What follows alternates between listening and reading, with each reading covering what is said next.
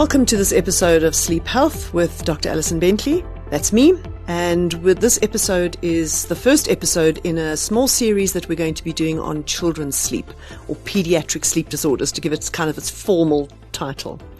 This particular episode, we're going to be talking about babies and how they sleep.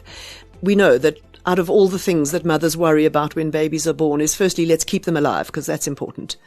But it's feeding and it's sleeping. Those are the two big things that mothers worry about, partly because they're going to affect the moms significantly. So let's get into the conversation about babies' sleep. And we'll start with what should happen, like what normally happens with babies. So we know actually that babies sleep when they're in the womb. So it has REM sleep or rapid eye movement sleep has been recorded before babies are even born. So we know that they sleep in the womb. And I think everyone who's been pregnant, every woman who's been pregnant knows that there are periods during the day when babies are quite quiet and periods when they're quite active. And it's possible that they're sleeping during those quiet periods. When babies are born, it's a big event. I mean, let's be honest, a big event for the mom, it's a big event for the baby. And from that point on, babies sleep, and they sleep quite naturally. And they get into a cycle within the first 3 months. You know, often I get asked by pregnant women, like, what do I have to do in the first 3 months to make sure that my baby will sleep well? And my comment is always, you know, in the first 3 months, you'll be grateful if you have a shower and brush your teeth and actually eat 3 meals a day on the same day. So please don't worry about what you have to do in those first 3 months. Just enjoy your baby. Just get them to sleep when they're tired. Often they will fall asleep while they're being fed. Let them fall asleep because nothing really happens in the first 3 months. But we do know that in the first 4 months of a baby's life, that they will get into a rhythm. And that rhythm might be 2 hours long, it might be 3 hours long, it might be 4 hours long. But the rhythm is having a feed, being awake for a period, and then having a period of sleep. And then being awake and having a feed and having a period of being awake and then having a period of being asleep. So that cycle will just run 24 hours a day. It's different for different kids.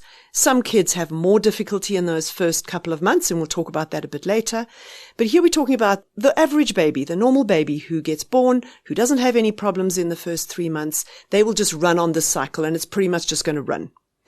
But around 3 to 4 months of age, that's when the circadian rhythms or the 24-hour body clock kicks in. And so the fundamental changes happen there which are important for sleep. And that is mainly that the gut starts to rest at night. So what that means is during the day, I'm sure many of you have experienced that. During the day, your gut is active. You feel hungry, like sometimes every hour and a half, sometimes every couple of hours, but you feel hungry and you need to eat. But you also know that if you wake up during the night, you don't feel hungry. You might want a glass of water, but you don't really feel hungry, but you feel hungry the next morning. And you kind of go, how do I manage to last for 5 or 6 hours at night without feeling hungry and an hour and a half during the day? And because that is physiologically, your gut is resting at night. And so that kicks in at about 3 to 4 months of age. And so ideally, what should happen in babies is that they go to sleep at, let's say, 7 o'clock at night. And usually, up until that time, they'd be waking at 10 o'clock for a feed and up at 2 o'clock for a feed. Let's just pick those times so we have some reference times. And because now the gut is resting, they wake up at 10 o'clock and they're not hungry. And so they go back to sleep again. And they only wake up at 2 o'clock because now they are a bit hungry by that stage. Wake up at 2 o'clock, have a feed. And then within a couple of weeks, they drop that feed as well because the gut is now resting and they've got a little bit older. They've grown up a little bit. And so within about 6 months of age, most babies at 6 months of age are physically capable of sleeping through the night purely because they don't need food. So the gut is resting, they don't get hungry, and they just manage to sleep through the whole night. So I did say they were physically capable. I didn't say they would. So they're physically capable, not necessarily that they would be able to do that. Because the real important thing about doing that is the baby has to be able to wake up at night, be completely confident in the fact that they can go back to sleep again, and then go back to sleep again. Now, I'm just going to go a little bit through the normal kind of pattern that occurs with sleep, because once they're sleeping through the night, we can then focus on the daytime naps, because those become naps separate to the night sleep, because that's now a big chunk of sleep that's happening at night. And the naps are going to change as they get older. So we're just going to deal with that because otherwise there's no other time to deal with this.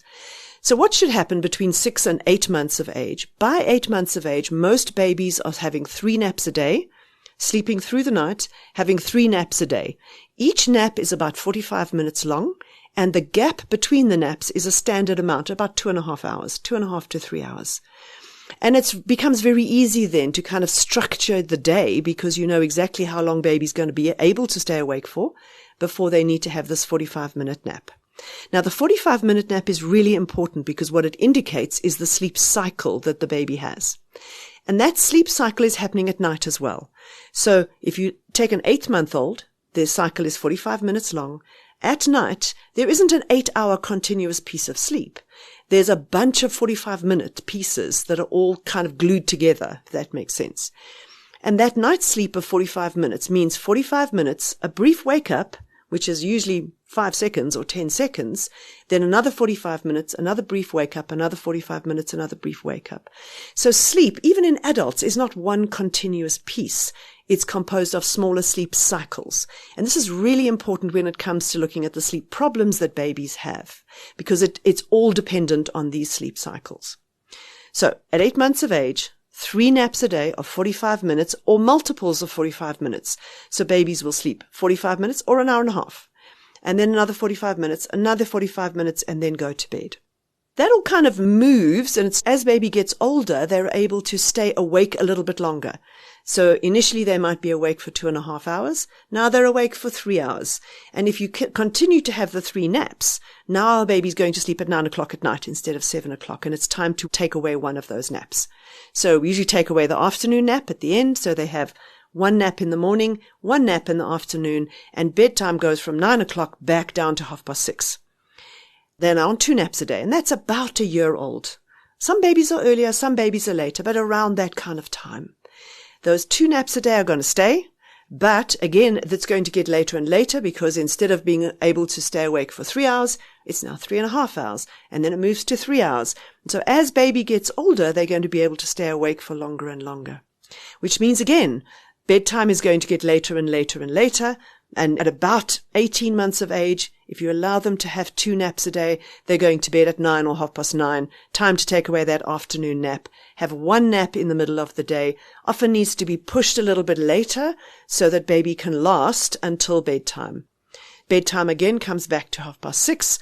And now there's 1 nap in the middle of the day, usually around 11, 11:30 in the morning to start with. Can be an hour, can be 2 hours, and the sleep cycle has now moved to an hour. So instead of being 45 minutes at 8 months of age, it's now an hour at about a year of age, or rather 18 months of age. And that single nap during the day is going to stay until they're about 3. Again, some babies give it up at 2.5. Other babies keep napping until they're 4. Other parents go, they have to nap, otherwise they're impossible by 4 o'clock in the afternoon. That 1 nap during the day can stay as long as baby needs it. It's really important that we don't set times and we go, right, it's your 3rd birthday, the nap goes away. That's not how babies work. It's not how you work. Everybody's slightly different. So that nap is there during the middle of the day. We spoke about bedtime in that whole process and the fact that it is going to change. I think the hardest thing that you can do for yourself as a parent is set bedtime at 7 o'clock, and it's going to be 7 o'clock come hell or high water. Because if you have a baby who needs that afternoon nap and they nap, for example, from 5 until 5:30, they're not going to go to sleep at 7 o'clock because they're not ready to go to sleep.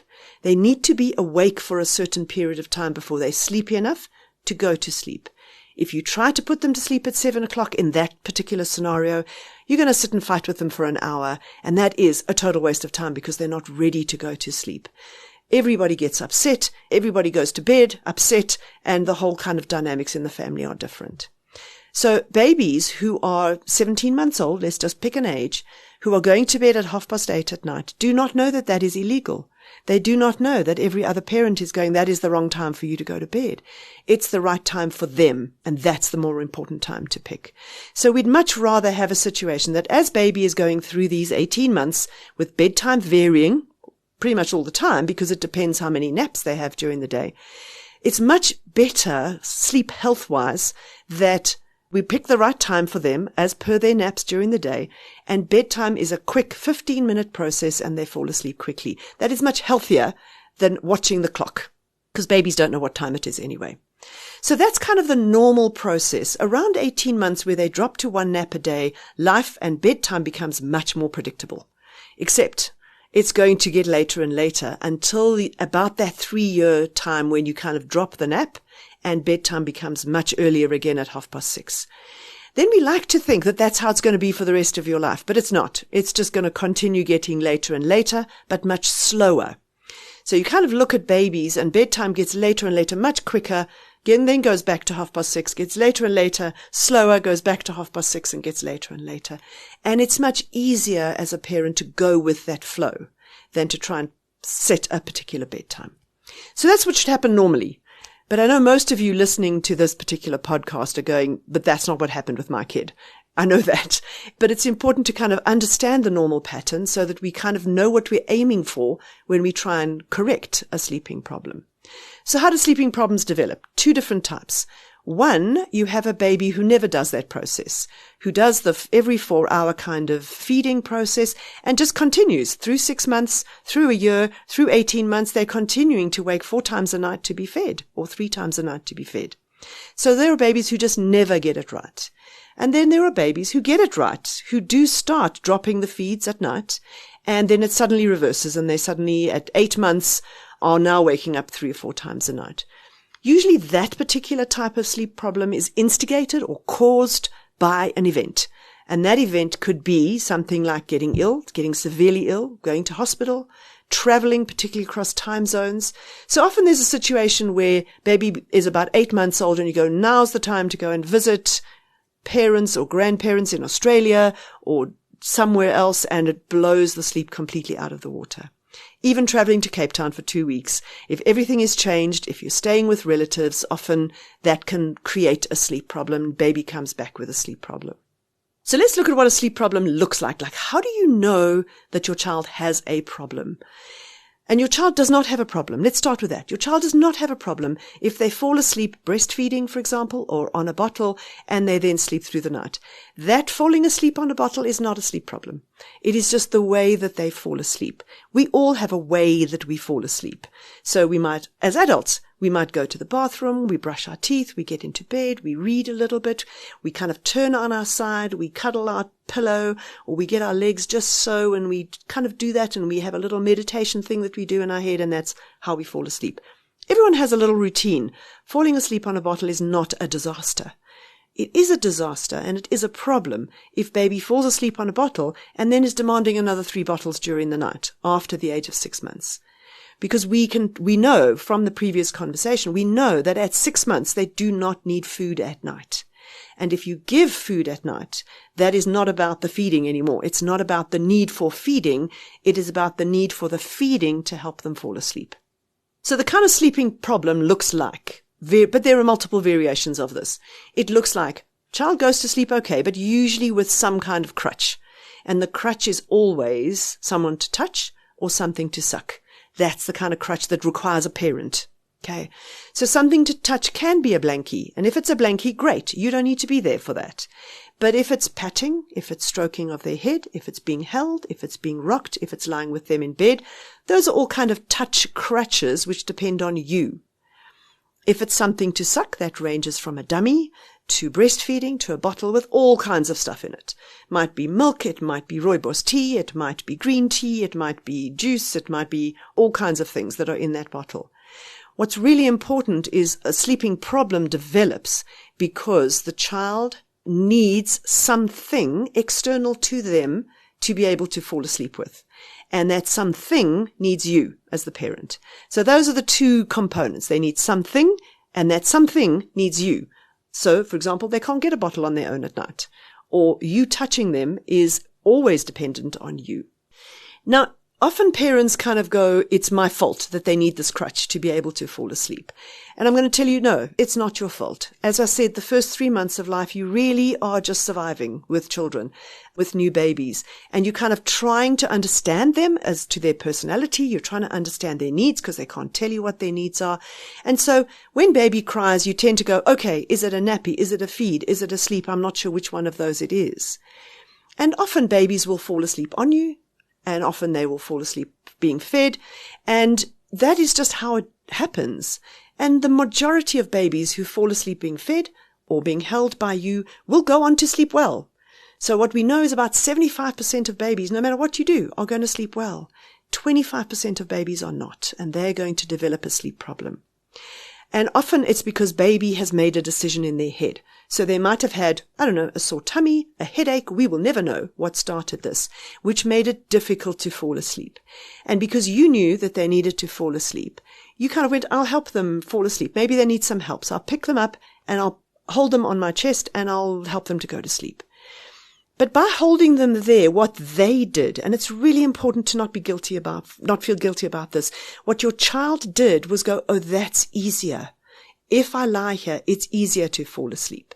And so they start requesting it because it's easier. And you kind of go, oh, right, that helps. That it's easier for them to fall asleep, so I'll do that. But what that does over time is make them dependent on that particular crutch to be able to fall asleep with. And again, it's not your fault. It's a decision your baby made. Okay. And we will never know why they made it, but they made it. And over time, what develops is an anxiety from your baby's point of view. Like, if I don't have this, I can't fall asleep. And so now I'm anxious that it's not going to be there. So you can get into a scenario, just to follow that train of thought, where you have a couple and both of them want to be involved in baby's sleep, but the baby refuses to let dad help them fall asleep because it's mom who knows exactly how to hold them to be able to fall asleep. It becomes very ritualized, very kind of, it's got to be exactly like this. Otherwise baby can't fall asleep. So a baby sleeping problem is all about a crutch that develops usually in the first 4 months of life. But again, let's talk about parent guilt. There are things that happen in the first 4 months of life that interfere with being able to fall asleep that you can have no control over. So, for example, things like colic. We still don't really know what colic is, but it's just screaming, right? So if your baby has colic, they never fall asleep with this kind of relaxed attitude that babies have. Like, you want your baby to fall asleep, just lie there quietly, close their eyes and just drift off. If you have a baby with colic, they never do that. They just don't ever have that opportunity because they're upset, they're uncomfortable, whatever colic is, they always fall asleep with something, either sucking something or being patted or something. If your baby has reflux, so often we don't even know that babies have reflux, but if they do have reflux, lying down is a disaster for reflux, because the minute you're upright, then all the acid stays in your stomach, but when you lie flat, it starts to come up the esophagus, the eating pipe, and cause pain. So babies who have reflux don't learn how to fall asleep on their own because they spend, every time they fall asleep, they're upright. Because you get told to hold them upright so that it doesn't burn. So you hold them upright and that's how they learn how to fall asleep. So reflux, going to hospital in the first 3 months of life. Now, every baby is precious, we know that. But when babies go to hospital and there's a chance that they may not survive that, they become extra precious. And when you take them home, you do everything possible. Remember, your first job is to keep them alive. And so that's what you do. And so you do everything you can to make sure that they're okay. And in that process, they may learn to use a crutch to fall asleep. So lots of things. And I've mentioned before, travel. So if you suddenly travel, then you go to your parents' house, for example. So let's say you're in Johannesburg and you travel to Cape Town to stay with your parents' house. Well, when you go to your parents' house, it's really important to prove that you're a good parent. You're in command. You know what's going on. You're okay with your baby. So if baby cries in the middle of the night, at home, you might just go in and go, shh, shh, shh. But when you're at your parents' house, you go, I need to quiet them so they don't hear that crying. So you compromise how you would handle this kind of situation. And in that compromise, baby might learn. Again, not your fault. Baby learns another way to fall asleep. So a sleep problem in babies is the same. So no matter what causes it, no matter whether they never learn to sleep through or whether their learning to sleep through gets interrupted or whether they sleep through initially and then it gets interrupted with some traumatic event that happens, the end point kind of looks the same. And so babies with a sleep problem, they all pretty much look the same, no matter what the cause is at the beginning. And that's kind of the same with adult insomnia. Adult insomnia can be caused initially by a whole bunch of things. A divorce, a death in the family, hospitalization, onset of a medical disorder. But when it becomes chronic and it's been there for a couple of years or even months, it kind of looks the same. And it's all about anxiety about going to sleep. So in babies, the kind of thing that we see when we talk about a sleep problem, baby goes to sleep just fine, usually being fed or on a bottle or being rocked or something like that. And then they sleep for about 3 hours and then they wake up. And then they demand some help to be able to go back to sleep. They cannot fall asleep on their own. You're very aware that they can't do it on their own, and they need something. And that something can be anything. It honestly can be anything, and baby will pick what they want. Okay, just like you can give them an array of toys and they'll pick one, and that's their favorite toy, and that's the one they want to sleep with. And you go, why that one? Same thing with this. Why did they pick a dummy? Why did they pick patting? Why did they pick a bottle? But you get well trained in this process as to exactly what your child wants. And so you will go in and you will give them what they want, and then they go back to sleep again. And then depending on their age, they will sleep 1 cycle or 2 sleep cycles. So 45 minutes or an hour or 2 hours, and they'll wake up again. And then they need help again. And that process will then continue through the night. So you might be waking up 3 or 4 times to provide something that your baby needs in order for them to be able to go back to sleep. And it's exhausting for you because baby cycle is not the same as your cycle to begin with. So your cycle is about an hour and a half and theirs is an hour. So they're waking you up in the middle of your cycles, and that makes it much more exhausting than if you were waking up at the end of your cycles. So that's kind of what a sleep problem looks like. Once it's set, and once baby's over 6 months of age, and once that is set, it's just going to continue going on. It's not going to resolve. So I have parents who tell me that they were told when baby starts walking that the sleep will resolve. I'm not sure how those two are connected at all. But it's not going to resolve because when baby wakes up at night and what they need is not there, they get anxious. They go, I don't have what I need to be able to fall asleep. I need it.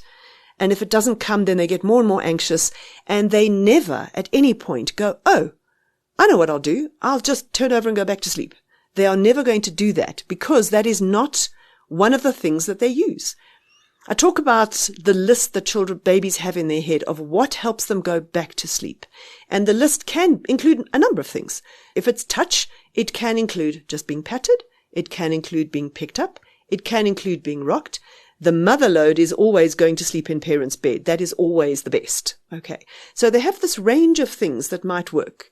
So at the beginning of the night, patting might work, but towards the end of the night, by 4 o'clock, partly because it's very difficult for them to fall asleep at 4 o'clock, and partly because parents are exhausted, they're in the parents' bed. So they kind of move up this list. For sucking, it might be a dummy at the beginning of the night, but towards the end of the night, it starts to be a bottle or something like that to drink. If they're extremely lucky, they get a bottle in parents' bed. So that's like everything all together. But it's going to increase. What is not on those lists at all as an option is turning over and going back to sleep on their own. So if it's not on the list at all, babies are not going to even think about it. They're not going to even consider it. And so the problem is not going to go away. Until they're about 3. Usually around 3, we're not sure exactly why, but around 3 babies start to sleep a whole lot better. But most parents can't wait that long, particularly working parents, if you're not sleeping at night. And it's every single night, right? You never get a break unless you hand them over to grandparents for a night, and then you have a break. But it's a 1-night break, but it's relentless, this kind of sleep problem. And it doesn't resolve. So it does tend to get gradually worse. And there's always parents who go, it could never get worse than this. And I go, so are they going to sleep on the bottle in the middle of the night? And they go, yeah, it could get worse. So how it gets worse is that they wake up and they have the bottle and it doesn't work. Now they're awake for 2 hours in the middle of the night. So between 2 and 4, baby is awake. And then they do manage to go back to sleep at 4 o'clock because by being awake, they have made themselves sleepier and then they're able to fall asleep. So it can always get worse, and it's generally just gradually gets worse. If they get ill, so tonsillitis or something like that, it can precipitously get worse. So they go from waking up twice a night, have tonsillitis, get better, and now they're waking up 4 times a night.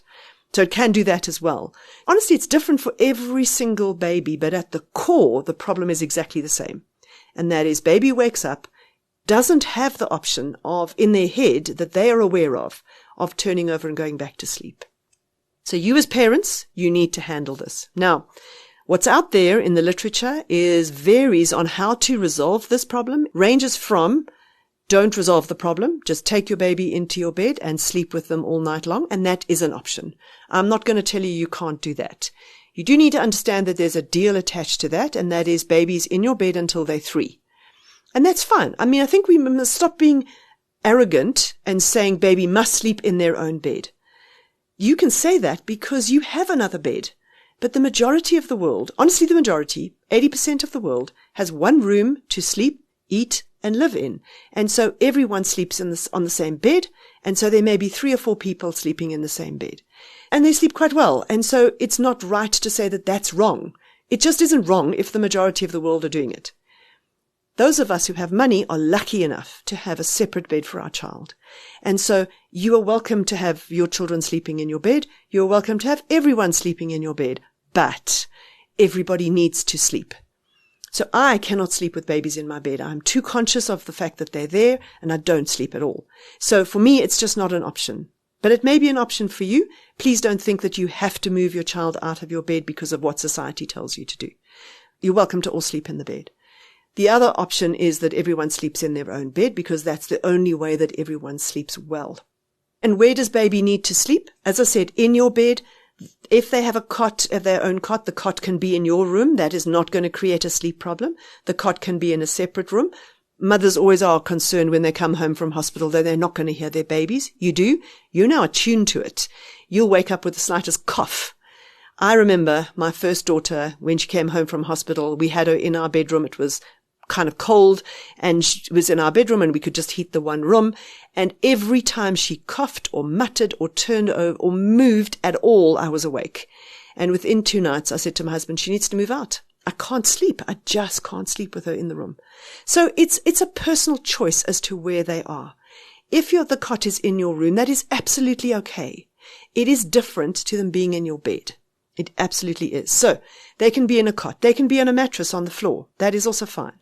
They can be in a room with somebody else. They can be in the same room as granny. They can be in the same room as their brother and sister. Putting children together in the same room, they often sleep better than they do in separate rooms. So there's multiple variations of this, and there's multiple ways to solve it. So some people say, don't even solve it. Just let it ride. Wait until they're 3 years old. On the other extreme is the controlled crying method. Now, when my daughter was born, she's now 36. So when my daughter was born, the only method that was out there in the literature was controlled crying. And that involves that you put them to bed or you put them to sleep, and that you walk out of the room and you stay out of the room for 5 minutes, and then you go back in for a little while, calm them down again, go out for 2 minutes, and you slowly get less and less time in the room. What happens with children if you do that, I couldn't do it with my daughter. I lasted about 2 minutes, and I said, this is wrong. I don't know what I'm doing. But she's not getting closer to sleep. Because what children do, if you leave them in a situation where they have no tools to manage that, remember, they can't go back to sleep on their own, is they just scream. And they will scream and scream and scream until you sort it. And it gets much worse if babies are over the age of 9 months. So when they can stand up in a cot, they can scream for an hour and a half or 2 hours.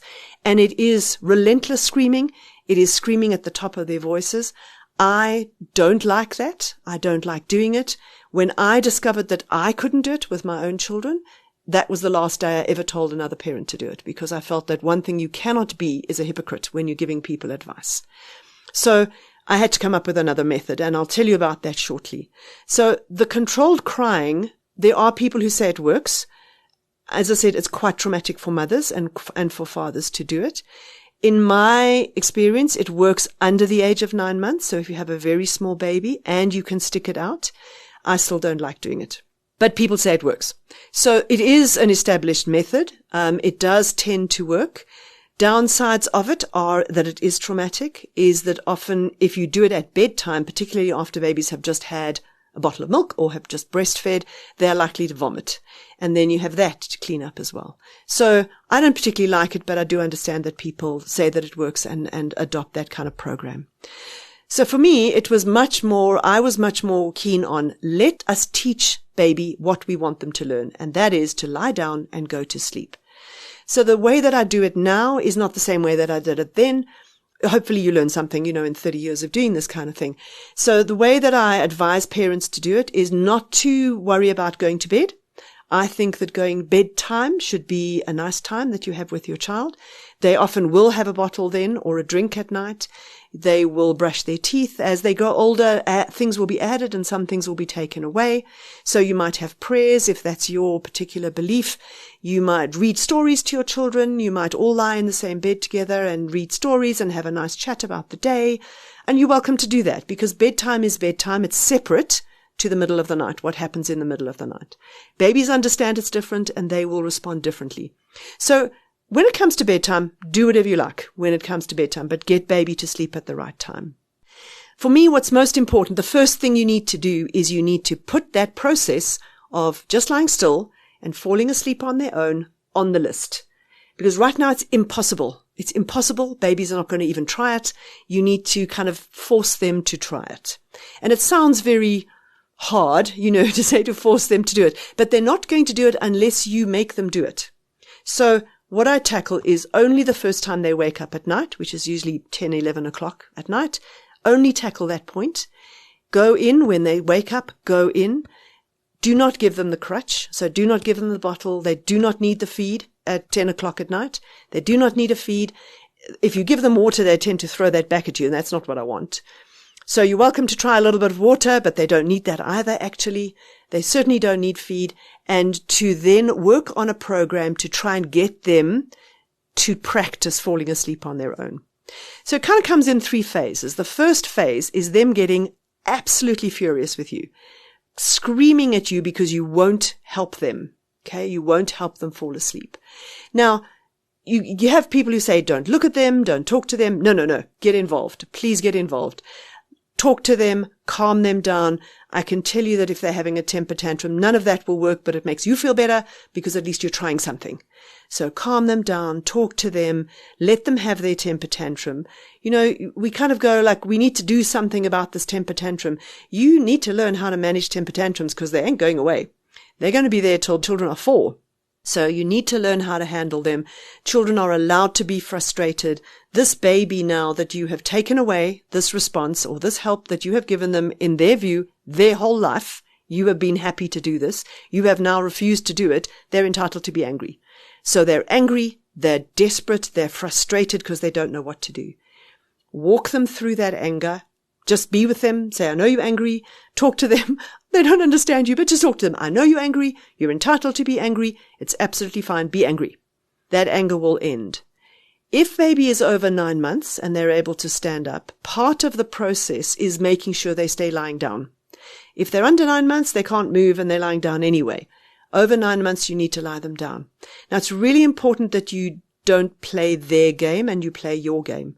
Your game is lie down and stay lying down. Their game is let me see how far I can get before they lie me down. Okay. So what that means is for you, what you need to do is lie them down and keep lying them down. So if they lift their head up, put it back down again. If they lift their bottom up, push that back down again. And you keep working very quickly with them so that they can't move off the horizontal plane. All the time, talking to them, I love you, but you need to learn how to lie down. You need to learn that when you wake up at night, stay lying down because that way is a better chance of you falling asleep. If you watch babies when they wake up and stand up, and they're standing up before they even know they're awake. And obviously it's much harder to go to sleep there. You want them to stay lying down. And with older children, it's significant PT. Because they are furious and they are kicking and they are throwing their arms around and they are screaming at you. And you kind of go, just lie down. You need to stay calm. Just lie down. Put your head down. Lie down there. Just be horizontal because that's the first thing you need to learn. So the first thing is stop panicking. This is not the worst thing in the world. Stop panicking and lie still. So that's what we need to teach them. Sometimes your child is so restless and bigger, so particularly when they get to around 18 months or 2 years old, that it's a bit like pushing a lilo underwater. You kind of lie them down and they pop back up, and they lie them down, they pop back up, and they lie down. And it just seems to go on forever. And sometimes it's easier to just gently hold them down and say, just stay there. Don't keep popping up, just stay there. You'll feel them wriggling and trying to get up, and you just go lie down. Say, be very calm, be very kind, but also be firm. Okay, and say, no, you need to stay lying down. if you work that process and you work quickly with them, don't allow them. So what you mustn't do is allow them to stand up and then lie them down and stand up and lie them down, because 5 minutes of that, they're going to start laughing at you because they're winning. They're winning this game. So you don't want that. So you just lie them down, work quickly, make sure they stay there. If you do that, the temper tantrum tends to be quite short. Now look, temper tantrums are never short. We're not talking 5 seconds here. We're talking 15 minutes or 20 minutes of temper tantrum, but that is short relative to leaving them alone to scream, which can go on for an hour and a half. So relatively, you're never going to get a situation under the age of 2.5 or 3 where you're going to be able to negotiate with your child to not get the crutch. They don't understand reward and punishment. They don't understand anything like that. And so they're just going to let rip. And it's a good thing in a way, because your child is designed to keep themselves alive. That is their job. And so they will scream until they get what they want to make sure that they're okay. They don't care about the fact that you're not sleeping. They don't care about anything. They care about themselves only. And that's good, because that's how they stay alive. So that's what their focus is. I need this and I want this and you must give me this or else I'm going to let rip. So manage that temper tantrum. Go through the 15, 20 minutes until they get to a point where it's more like an upset than they are mad. Okay. So they're upset and they're just crying a little bit. Now you need to be careful. So if they're crying, you absolutely can touch them, calm them down. We want them calm. So we don't want them crying. So if you can calm them down quickly. As soon as they start crying, start calming them down. So don't wait for them to ramp up to a particular level. If they start stirring and start crying, shh, go to sleep, mommy's here, pat, pat, pat. As soon as they're quiet, hands off.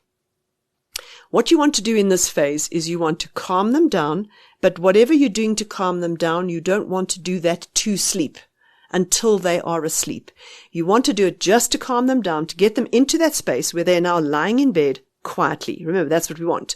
We want them to learn to lie in bed quietly and just to drift off to sleep on their own. So the first job is to get them lying in bed quietly. So that's what this is. Shh, it's okay, mommy's here. Talking is allowed always. If you move from a point where you have to touch them to calm down to a point where just talking to them will calm them down. And so you go, shh, mommy's here. You go to sleep. I'm here. You will also get told, don't talk. Be very quiet. No, talk. Baby knows you're there. If baby knows you're there, he can relax, and they're more likely to fall asleep if they relax. So just start the conversation. So be sitting there in the quiet and go, shh, mommy's here, go back to sleep. Very calm, but just let them know that you're there. Let them see you so that they know that you're there, because you want to do everything possible to make them relax. Because in that zone where they've now been up for 40 minutes, maybe 30 minutes up, in that zone, they're tired. All you want them to do is relax. And if they relax, they will fall asleep. So you want to do everything possible to get them to relax in that situation of lying in bed. And they will fall asleep. They do it by accident, right? Not because they're planning to. So 3 phases. The mad, angry phase, which you manage. Then the sad kind of phase, which alternates with the quiet phase. And initially you'll have 5 seconds of crying and 1 second of quiet. But that'll move to 1 second of crying and 5 seconds of quiet. Does that make sense? It like gradually moves to a point where there's more quiet than there is crying. And the key point is, as long as they fall asleep and you're not touching them and they're not sucking something they cannot get themselves, you're winning. You're in the win zone. That's what you want to have happen. And it's really a huge moment for you and for them when that happens. For you, it's a huge moment because you go, oh, they can actually do this. If I help them with this whole process, they can actually do this. And for them, it's important because that first experience is now put in their brain as a little memory. Okay. So that's the first time they wake up at night. They will go to sleep, wake up at some point during the night as they would do normally. The second time they wake up, just do whatever you can to get them back to sleep again. We are not doing this again. We're only doing it once a night, the first time they wake up. And the reason for that is whether you do it once a night or whether you do it 4 times a night, it's still going to take 3 nights to get this resolved. So don't inflict punishment on yourself when it's not necessary. Just do it once a night. The rest of the night, do whatever you like. Parents always ask me, aren't they going to get confused about what it is? No, they're not. Because this first 3 nights is not about a learning curve at all. The first 3 nights is just putting this on their agenda at night, just putting it on the list that they have an awareness that it's possible. That's all we're trying to do with the first couple of nights. So, second time they wake up, feed them if that's what you do. Third time they wake up, feed. Heaven forbid the fourth time they wake up, feed them, go back to sleep. Second night is going to look exactly the same as the first night. There is no learning. There is no less screaming. It's going to look exactly the same. So you do exactly the same. But if they manage to fall asleep without being touched and without the crutches, another little memory trace is put in the head. Third night, exactly the same as the first 3 nights. Do not expect it to get better because it's not. If anything, the third night is worse. I don't know why. I kind of call it like Custer's last stand. They kind of go, no, I am not putting up with this anymore. Like, we've done this enough. But just push through it. Because it takes 3 nights and 3 experiences for that memory trace to be in their head, so that on the 4th night, when you go in the first time they wake up and you start doing it again, they go, oh, I have done this before. It's not something I need to panic about. I do know what's going on. I don't need to panic. And so it is a situation where you get lots of screaming or nothing. Okay. And on the 4th night, or if you're unlucky, the 5th night, when they wake up that first time, there's no screaming. They may be a little bit upset when you go in because they're like, they're not sure what to do. And your job is to jump that first thing and go into that second phase and go, shh, mommy's here, go to sleep. And again, the quiet time is now longer because they're not anxious anymore and they fall asleep a lot faster. So you might go on the 1st, 2nd, and 3rd night, you might have an hour to get them to sleep. Only half of that is drama. The last half is sitting there trying to decide what to do with yourself because it's taking your child so long to fall asleep. And the 5th night, you just have that second bit. So it's like 20 minutes for them to fall asleep. Again, the second time, you just feed them, go through the night. The 6th night or the next night, that 20 minutes cuts down to about 10 minutes. The next night, it may not happen at all, or it may be a 5-minute wake up. But that's where the learning curve happens after they've stopped being anxious about the sleep. Once it's on the agenda at night, then they have a learning curve. And then within about 4 or 5 nights of that first time of the night, they don't wake up at 10 o'clock anymore. I don't know when they're going to wake up after that because they have now learnt what to do in that little gap. And so remember that the cycles are an hour long. So if they're waking up at 10 o'clock, theoretically 11 o'clock they're waking up. But now they get themselves back to sleep. They might do it at 12 o'clock. They might do it at 1. They might only wake up at 2 o'clock now. If they go to sleep at 8 or 7 and they wake up at 2 o'clock, remember that's the first time they've woken up at night. They don't know it's 2 o'clock in the morning. It's the first time they've woken up. And so just do the same thing again. Really, the whole program just works on you only tackle the first time of the night that they wake up. And we hope that the first time of the night gets later and later and later through the night as they learn at these different time points. I mean, I think you know that if you wake up at 12 o'clock, it's quite easy to go back to sleep. But if you wake up at 4 o'clock in the morning, it's a lot harder to go back to sleep. And it's the same thing for them. So there's different levels of hardness. I don't know if that's even a concept. Different levels of hard as you go through the night as to going to sleep. But gradually what we would want is that they go to sleep at 7 and that first period of sleep gets longer and longer and longer as we go through the night. So there are lots of variations attached to that. But that's generally children are sleeping much better within 10 to 14 days. And they're more comfortable, they're more relaxed. After that, what happens is going to bed becomes easier. Daytime naps become easier because they're not fighting against those as well. Everything just settles down and sleep becomes easier. Doesn't mean they're never going to have a problem with sleep again, ever again in their lives. They are. But at least now they have a normal baseline to work from. So now, if they get ill, if they get tonsillitis, their sleep is going to be disrupted. They're going to have 2 nights of bad sleep. And then when the tonsillitis is better, they go back to normal, which was sleeping through the night, instead of normal, which was now waking up twice a night. So they're now working from a different baseline, and you can pretty much insist when they're better that they go back to that baseline, that they go back to sleeping through the night. So the whole thing changes, okay, at that point, really, as soon as they get over this panicking about sleep. But there are some nuances here. So what about the dummy? I always get asked, what about the dummy? So the dummy is not a problem as long as they can put it in themselves, and that only happens at around 9 months of age. If they are over 9 months, I'll often get parents say, no, they won't put it in themselves. I have to put it in. Oh, well, guess what? Then you're not having the dummy if you don't put it in yourself. Like, that is nonsense.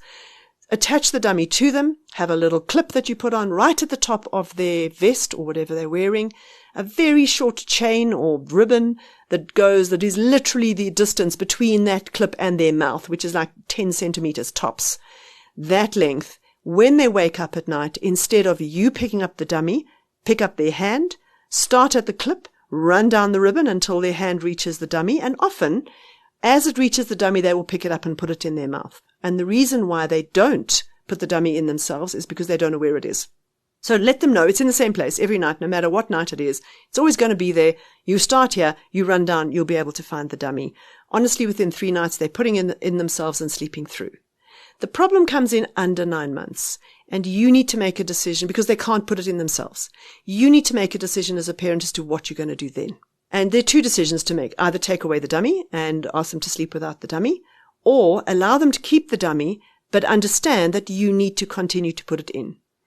And if you do make that decision, and it's really your personal decision, and nobody should tell you otherwise, if you make that decision, then what I would do is move baby into your room next to the side of your bed, so that you putting the dummy in their mouth is literally just leaning over the bed and sticking it in, not getting up, walking down the passage, going into another bedroom, putting the dummy in, getting back, and then having to try to fall asleep again. So make it easy for yourself. As soon as you notice that they're able to put it in themselves, train them to put it in themselves, again, by just using their hand instead of your hand, attaching it to them, and then you can move them out into their own room if that's what you prefer. There are various ways to do this. And people kind of worry, aren't they going to strangle themselves on this little ribbon? Well, the important thing is to make that ribbon short. They do not need a meter of ribbon. That's not how far their mouth is away from this clip. It just literally needs to be that length and not longer than that. And that length is never enough to go wrap around their neck and cause any kind of harm. So just a lot of common sense. Exactly how long does this need to be? Measure it. That's how long it needs to be. Okay, so that's the deal with the dummy. What about sleeping in parents' bed? How do we get them out of the bed? Do we move them gradually out of the room? You can do that. I can tell you that moving them out of your bed, wherever you move them to from there, you will have the same drama as if you moved them to another room. So it's not going to change the drama, but if it makes sense for you, for them to be sleeping on a mattress next to you, if that's easier for you, then that's what you do. What do you do with twins? So when you have twins and one of them has a sleep problem and the other one doesn't, tackle the one with a sleep problem. Separate them. If you don't have enough rooms in your house, put the child in the kitchen at night. Nobody cares. They don't know they're in the kitchen. Put them in the kitchen so that you can manage them and the other one can sleep. If you have 2 rooms, then put whoever's going to manage the sleep problem with the sleep problem twin in one room and put the other parent and the good sleeper in the other room. Move things around. It's literally for 2 weeks and then you can move everybody back. But do what you have to do to be able to manage this process. Be careful if you have other people around you who live around you. It's one thing to do this process if you're in your own house, in your own garden, and you have space between the houses. It's another thing completely if you're in an apartment block and you have people who live around you and your child is going to be screaming at night. That's one of the reasons for only doing it the first time of the night, which is now 10 o'clock or 11 o'clock at night. Please go speak to all of your neighbors. Tell them what you're doing. You don't want social welfare to be called on you because you are abusing your child in the middle of the night. Go and tell them. I think you'll find a lot of sympathy and a lot of people who are prepared to help. Okay.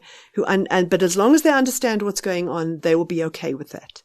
So as I say, lots of kind of nuances in this program, and I honestly cannot cover all the possibilities that are going to be out there. Every time I do a talk like this, I kind of go, I think I've covered everything. And then I get a question. I go, no, I didn't cover that. I didn't even know that was a thing. So there are multiple ways you can do this. Understand that your child can be sleeping anywhere as long as it's not in your bed, if you don't want them to sleep in your bed. It is not a binary thing. In your bed, in their cot. It is not that. They can sleep on a mattress. They can sleep on the floor in somebody else's room. They can sleep anywhere. They can sleep in a cot in your bedroom. That is okay. So there are multiple ways to do this. What we want at the end of the day is we want a child who is able to go to sleep comfortably, without anxiety, that they are able to fall asleep, that they can manage their sleep during the middle of the night, that they can sleep through the night, wake up refreshed the next morning, ready to eat. I think that's another really important thing to talk about, is that if baby is having bottles during the night, they are not hungry when they wake up in the morning.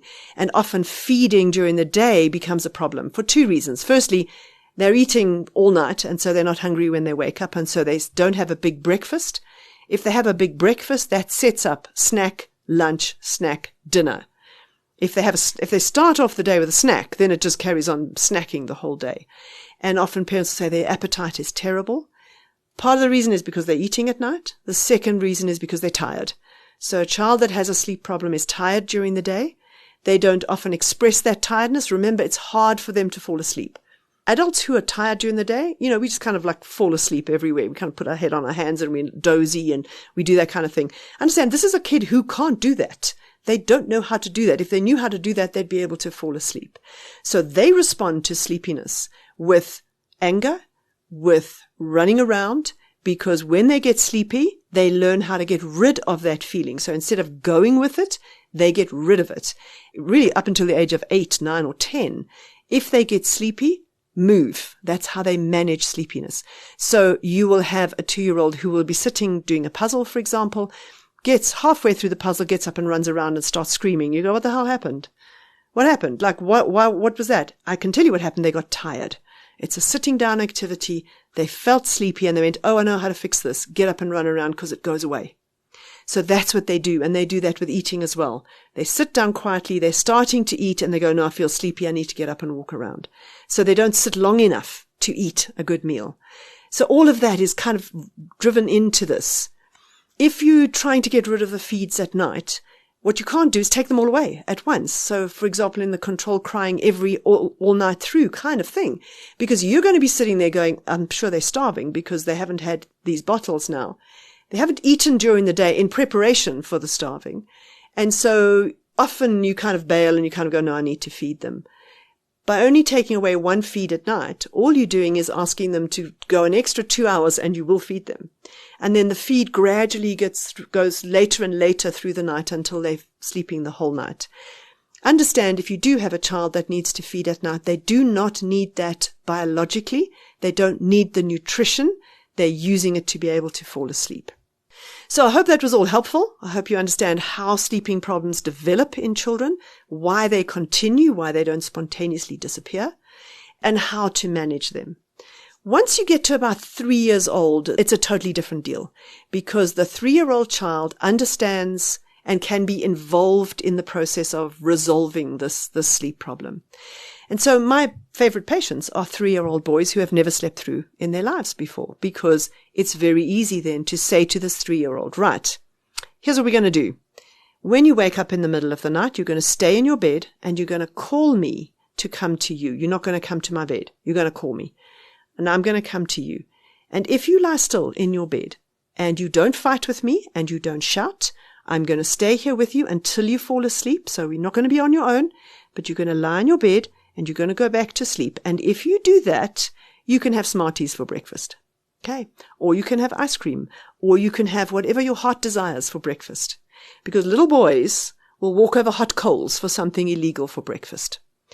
And you know what? They'll do that. And they will lie still. And because you keep on reminding them, now remember, if you stay lying still, this is what you're going to get for breakfast. It's got to be something immediate for breakfast. It cannot be, we'll go to the park on the weekend. It can't be that. They can't see that far ahead. It's got to be something for breakfast. They will try. And they will try really hard to get that done. And so they will lie quietly, and then they will fall asleep because they're lying quietly. And every time they wake up at night, you go, remember, if you lie quietly, you can have X for breakfast. So we use reward and punishment at that age because they understand it. Now they're involved with the whole process. They're working too hard for what they want in the morning. Those kind of children, I mean, we take 3-year-olds who have never slept through in their lives before, and they're sleeping through in a week. Purely because they've now learnt. There's no drama. They're not screaming, because we've said if you scream, you don't get it for breakfast. What kind of rewards do we use? As I said, for little boys, usually something to eat that's illegal. But I have had children who love to go to the maid's room to have breakfast with their domestic worker who looks after them during the day. And mom doesn't want to do that because shame, she has him the whole day and she doesn't want him to have him for extra. And I kind of say to the mom, how much are you prepared to pay the maid for that extra time? And she goes, oh, true. Yes. And just by doing that, just by giving them something they really, really want in the morning, they will work hard for that treat. Girls, unfortunately, not that prone to doing things for Smarties or ice cream or that kind of thing. Often they want more intellectual rewards. That might be stickers. So often we will take girls and we will take a simple A4 piece of paper. We will draw the background that the stickers go on. And the rule is that you can put 2 stickers on the sheet the next morning if you lie still at night. It's basically a star chart. It's just a cooler star chart. I mean, a star chart is boring, really. If you can put dinosaurs on a page, well, now that's cooler. If you can put ballerinas, if you can take Sophia, or you can put Paw Patrol, or you can do Bluey, then that's much cooler. So it's really, they will work for a reward.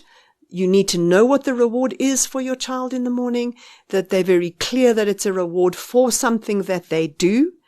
You need to be able to sit there with them until they fall asleep. I always recommend that you have a little conversation with them to check if they're asleep or not. So for my son, the conversation, when I did this with him, the conversation was checking. And he would say, gooding. And I would say that every couple of minutes. And there would be a point where I would say, checking. And there was no response. And then I knew he was asleep. Because otherwise you sit there and you have no idea if they're asleep or not. And so you need to know. So create a little conversation. They love that conversation because they know you're there. They know you're not going to sneak out before they fall asleep, so they can relax. Again, we're kind of doing everything possible to make your child relax so that they can fall asleep. So having this little conversation with them assures them that you're still there, assures them that you're not going to leave until they fall asleep, and so they can relax and fall asleep faster. So the deal when you get to older children in this particular scenario, when they haven't been sleeping and they get to around the age where a reward and punishment works, and you know this because it gets to a point, if you don't eat your dinner, you don't have pudding. If they understand that, they're ready to do this kind of sleep program. So it's different when they're older. There's no need to put up with the temper tantrums and the drama. We can behaviorally modify that. I mean, we need to be honest. It's bribing them, but it works as far as changing their behavior is concerned and allowing them to not panic about this change in behavior that you're asking them for. So 2 different age groups, 2 very different processes that you do, but still the same kind of concept. Teach them how to be comfortable, lying still, and being able to fall asleep within themselves, because falling asleep is something you do inside yourself. It is not an external thing that somebody does for you. And you need to have the space and the time and to be able to relax to be able to do that. So I hope this was all helpful. As I said, this is the first episode in a series on children. We'll be looking at primary school children in future and at adolescents in separate episodes. So thank you for listening, and I hope it was helpful. You've been listening to another production from Solid Gold Podcasts.